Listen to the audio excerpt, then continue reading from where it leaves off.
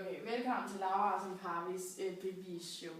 I dag vil vi gerne bevise sætningen afstanden fra punktet p x1 y1, z1 til planen alfa med ligningen ax plus b plus cz plus d lige med 0 er denne formel. Og til at bevise det, skal vi bruge de her tre formler til at komme igennem beviset, og dem vil vi komme ind på undervejs. Okay.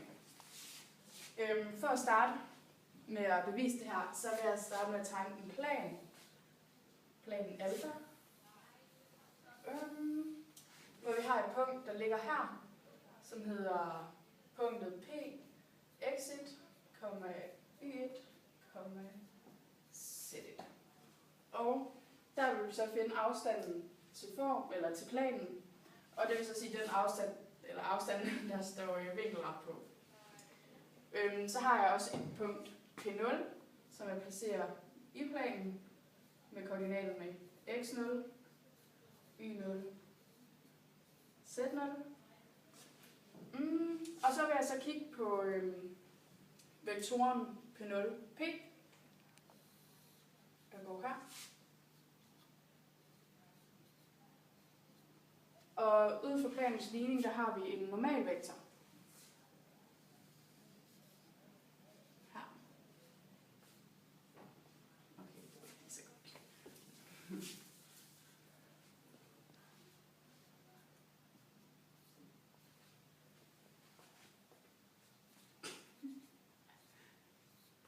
Yes.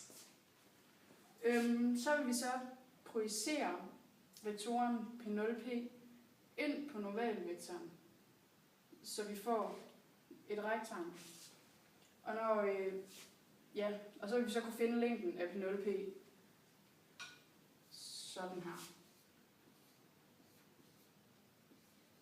Som vektoren P0P projiceret på normalvektoren.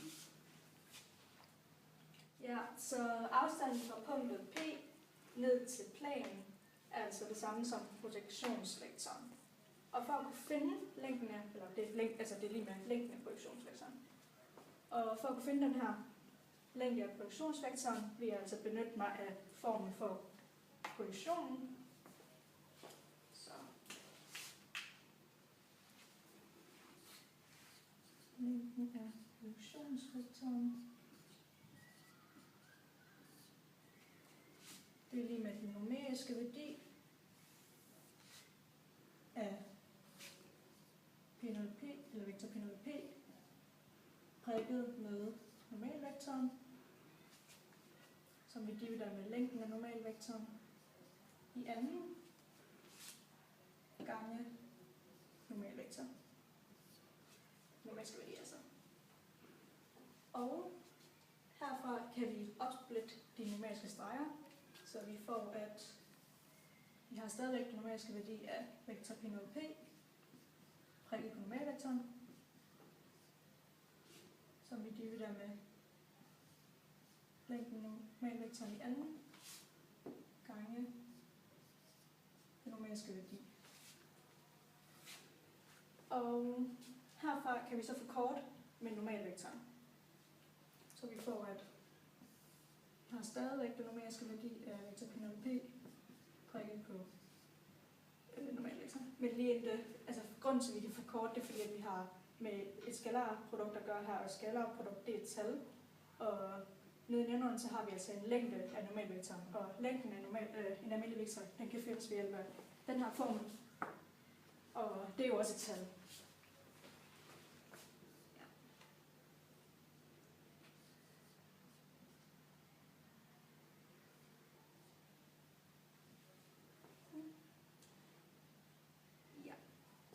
Og det her, det ligner jo noget, det ligner, når vi kan indsætte koordinater.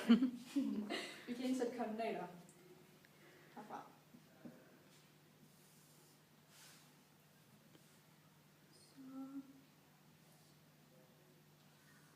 Ja, altså vi har jo vektor P0P, og for at kunne finde den vektor, så kan vi trække punktet P fra punktet P0.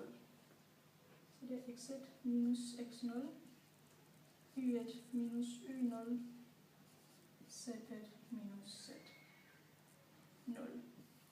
Prikket med normalvektoren, og normalvektoren har vi fra planens ligning, så den er, det er jo bare A, B, C. Numerisk værdi, og så har vi længden af normalvektoren, som er AN plus BN plus CN. Så vi kan se, at vi har nævneren på plads i forhold til det, vi vil gerne have bevist. Men det her, vi kan godt gange to vektorer sammen. Så herfra kan vi få, at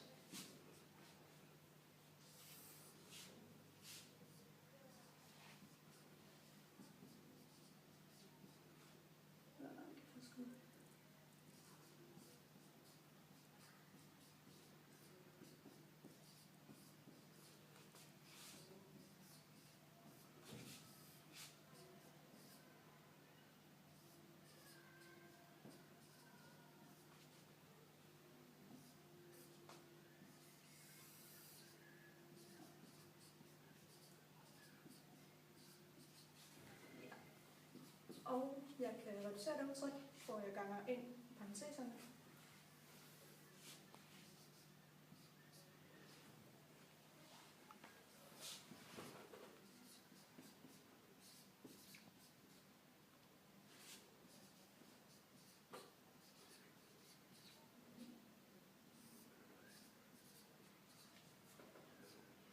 Og stadigvæk den numeriske værdi. Og nede i nævneren, der er det stadigvæk længden af normalvektoren. Ja. Så vi har i hvert fald meget af det på plads lige nu. Men vi har jo planens ligning, som er givet her. Og vi har et punkt P0, som ligger i planen, så det opfylder ligningen altså.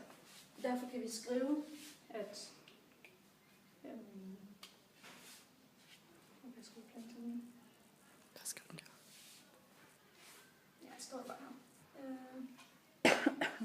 altså jeg kan indsætte punktet P ind i planens ligning, så vi får, at AX0 plus BY0 plus C Z0 plus D er lige med 0. Altså det her udtryk, det virker jo bekendt. Altså der skulle egentlig gerne stå D her, for det er jo det eneste, vi mangler fra formen for distancen. Så hvis vi herfra isolerer D, så får vi, at så går jeg jo egentlig bare hele det her udtryk over på den anden side af lighedstegnet, så vi får, at det er AX0 minus BY0 minus CZ0. Og det her udtryk, det er jo lige med det udtryk, som vi har i det her udtryk. Så jeg kan egentlig bare skrive plus D og i den form her.